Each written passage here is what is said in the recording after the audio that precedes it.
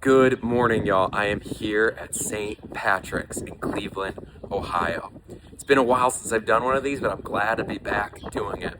I will be talking to Father Gurnick today, so stay tuned. This place looks beautiful from the outside, and the inside pictures look incredible. I've never been here before, so I'm looking forward to showing you more.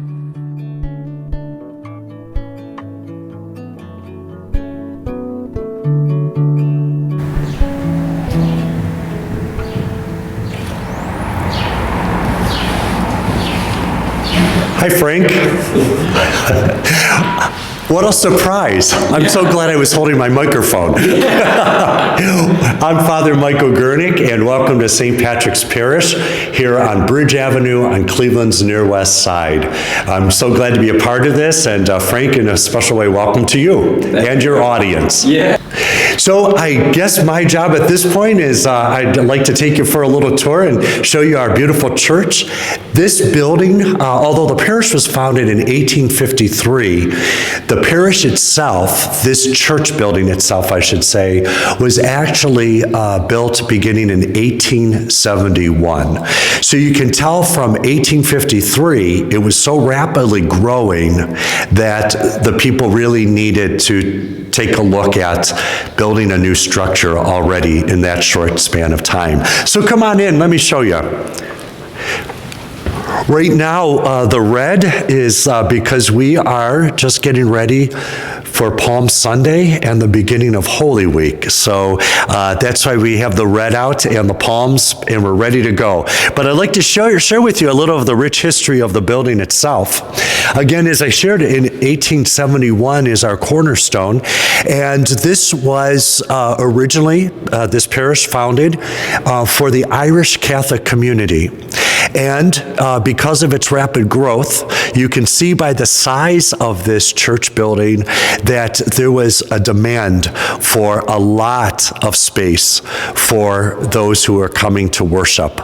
So the church was designed, I would round it off to about 1,000 is the capacity for the church. I think in our modern day, where maybe we become a little more robust, it might seat about 800 comfortably.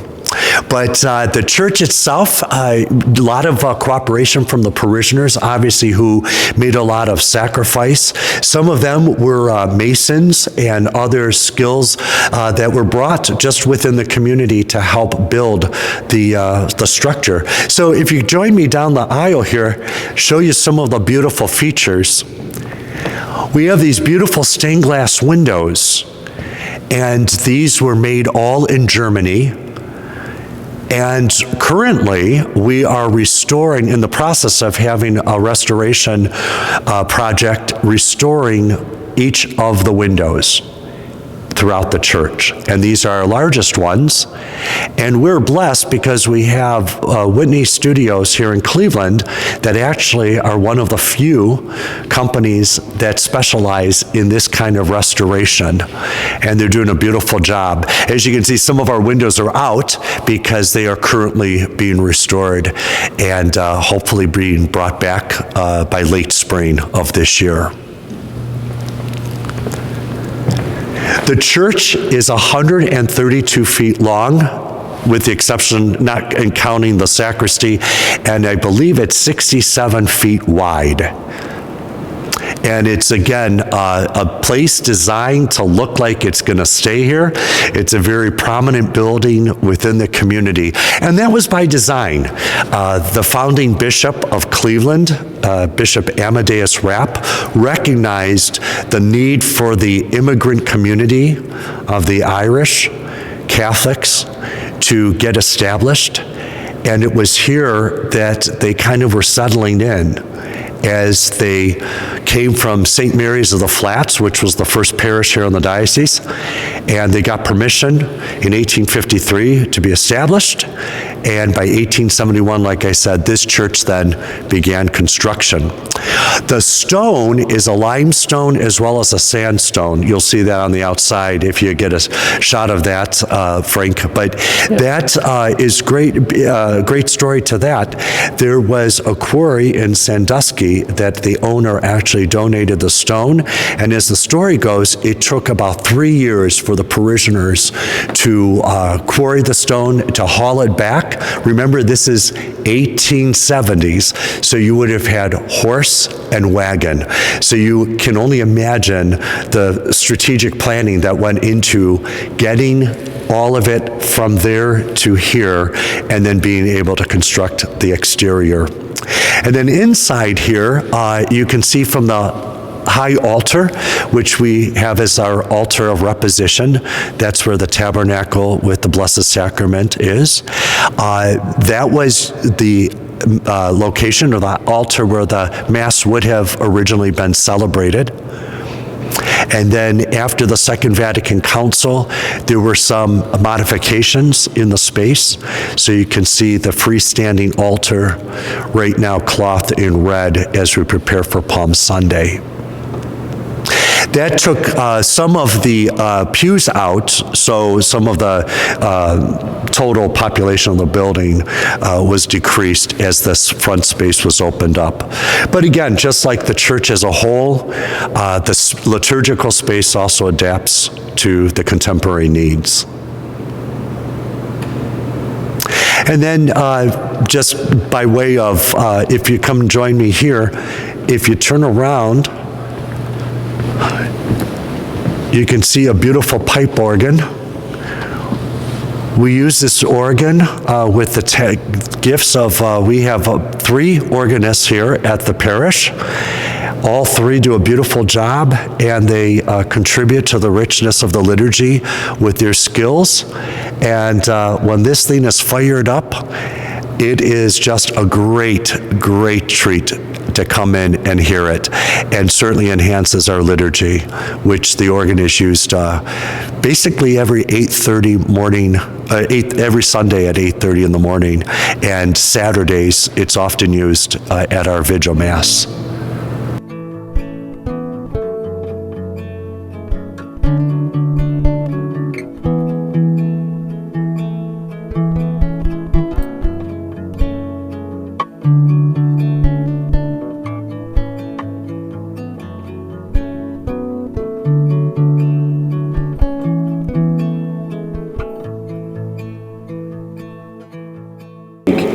So I would love to introduce you to Father Gurnick.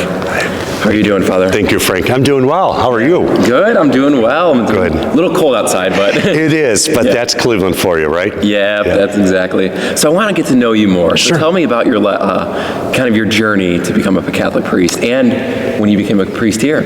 Yeah. So I was ordained in May of 1998. So it'll be 28 years this year, and I grew up on the east side of Cleveland in Willoughby Hills. I was baptized and went to school at Immaculate Conception in Willoughby, and just a great childhood with regard to good formation. The Ursuline Sisters of Cleveland, they staffed our school. I later went on to, which is now Villa Angela St. Joe's. In the day it was St. Joe's, and it was staffed by the Marianists, which are based in Dayton, Ohio. And had a great Catholic education, one of 5 kids, and typical large family. Just had the blessings of 3 sisters and a brother, parents who cared for us and loved us very much. And I think all those little steps in my childhood, just between the Catholic school and good experience of parish life, good example of family life, really helped me discern my call to the priesthood. So I went to Borromeo Seminary and John Carroll University for our academic work, and then eventually made my way to St. Mary's Seminary and ordained in May of '98. And then I served on Cleveland's west side for 5 years at St. Leo the Great, and then Our Lady of Mount Carmel back in Wycliffe on the east side of Cleveland. So I'm getting my east and west. And if anybody is watching this, there really is a distinctive feature distinction between the east side of Cleveland and the west side of Cleveland. Everybody in Cleveland will tell you that. So, but the assignments were rich. They were unique assignments, both St. Leo's, Mount Carmel. That's where I got to learn to become a priest, and to do public ministry. And what does that mean in the life of our parishioners? What does that mean in my life as I was growing and maturing, in the priesthood? And then I was asked then by the bishop at that time to become vocation director for the diocese and recruiter for our diocesan seminaries. So I did that for just a little over 4 years, when I was then asked to serve on the bishop's staff as the vicar for clergy and religious for the diocese. And I did that for about 8 years. And that ministry is very unique. It's kind of being the minister to the ministers of the church. And I found it very enriching, not without its challenge, but I got to learn a lot about my brother priests and our dedicated deacons and the many women and men religious in our diocese. So it was a very enriching part of my life, a chapter that I'll cherish. And then I knew after about 8 years it was time to get back into the parish. I was ready, and so St. Patrick Parish here on Cleveland's near west side opened up, and I asked the bishop if he would be open to me becoming a pastor there at St. Pat's, and he said yes, and here I am since March of 2018. So I arrived on March 9th, and March 17th, of course, is the High Holy Feast of St. Patrick's. So we fill this church with about 1,000 people who come from far and wide to this parish, which is really, it's got the nickname the mother church of the Irish Catholic community because of when it was founded in 1853 for the Irish Catholic community in this area. And it grew so much that neighboring parishes broke off of St. Pat's in order to minister to the growing Irish population. So it's a great story, a great history, and I'm grateful for being here. That's so wonderful. Thank you for sharing that. And I think it's so important to be raised in a Catholic household and having a huge family. I have a big family. You know that too, with your beautiful large family. So that's such a great background. I did not know that you were the recruiter for Borromeo either. I was, from about 2006 to 2010. Wow, that's so amazing. Because I was talking to Father McCandless. Sure. I did a video for them like a couple months ago. Nice. So that is so awesome. Thank you for sharing that. And this is such a beautiful parish. And you said when was it founded? 1853. 1853. It, as you can see, it has the characteristics typical of churches built at this time. At that time, just beautiful cathedral-like churches. This was important to the Catholic community, whether it's the Irish immigrants that came. Down the street, we have a beautiful German parish of German origin. Different nationalities that just built these beautiful structures, these houses of worship that we could come and gather for the most important work that the Catholic community does, and that is to offer Mass and the sacraments. So it's got a lot of history, different additions and modifications over the years, but they've done a beautiful job preserving the church as well, haven't they? They have, and I love the green too. I'm noticing a lot of green here. Very Irish. Very much so. I love the green, even the outside. That was pretty amazing. So I'm looking forward to showing the audience more about this parish because it is, being in here, I mean, it is incredible. Like I love it. I've always seen pictures of this online, but I've never been. And it was always something I was like, I want to see St. Patrick's one day. I'm glad you're here. So that's great to have you. Just as important as the building, because buildings reflect the lives and the passion of the people, right? And so it was really important to the Irish community as they were really getting settled as an immigrant community here on Cleveland's near west side. And when you build something, that requires a whole bunch of people coming together. And in this case, people of faith coming together to really make sacrifice, literally through their labor as well as their resources, which were limited in the day.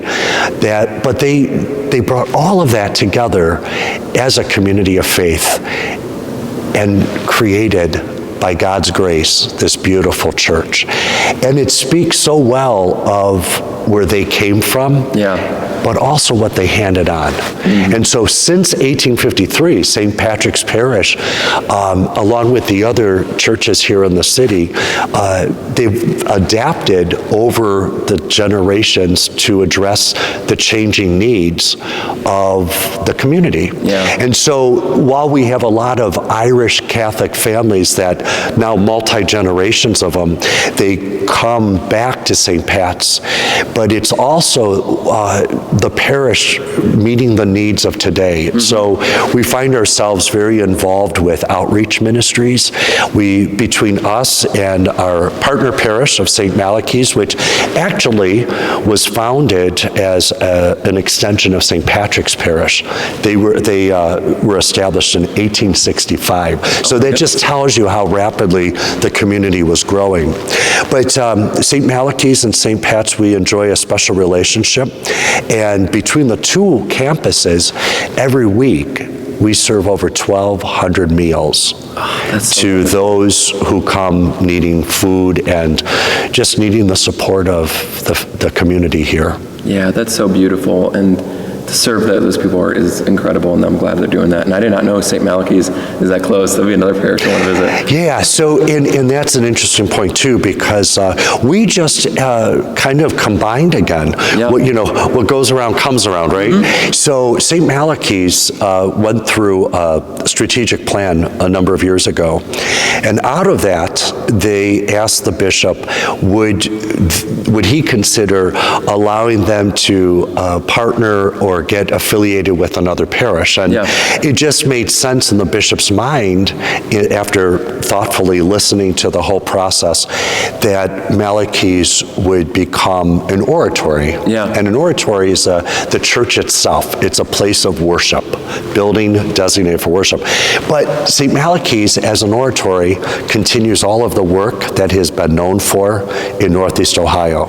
Everybody, Catholic, non-Catholic, people of goodwill, they know St. Malachy's as well as St. Pat's. So they continued, and as that process developed, the bishop put St. Malachy's in special relationship with St. Patrick's.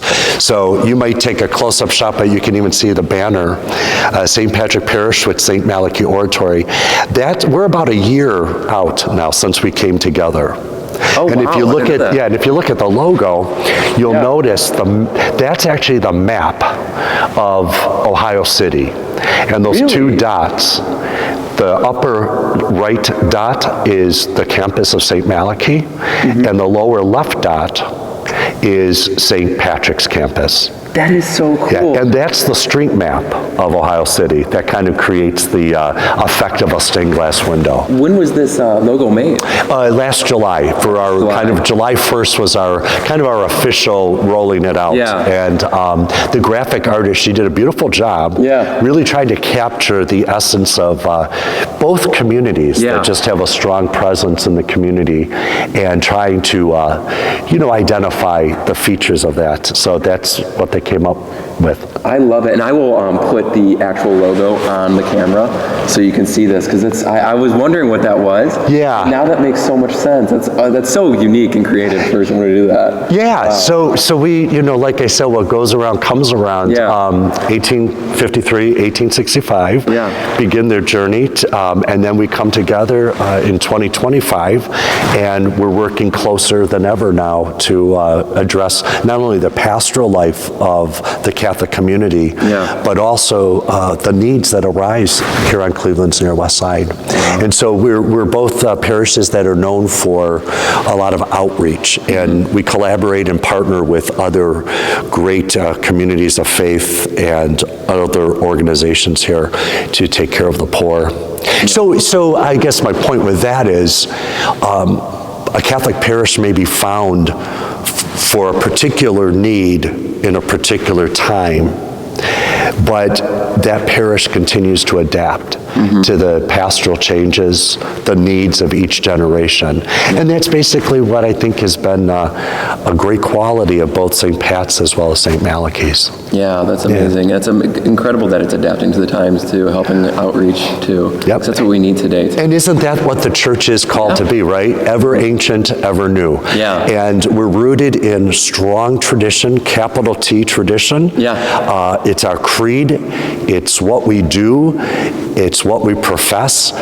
But how does that adapt to the changing needs? Yeah. You know, and for each generation, you know, I think that's just as important as it's reflected in our worship. Yeah. The way that we teach our faith, pass it along, and the way that we're called to serve one another. That's a great point. Alrighty, I hope you enjoyed that video of St. Patrick's in Cleveland, Ohio. And please like and subscribe this channel. I do not get paid for doing this, but I love sharing the Catholic faith. And the way to help me out is liking and subscribing to this channel. So, next church visit, not sure, but I'm going to get something on the calendar. I hope you have a great day.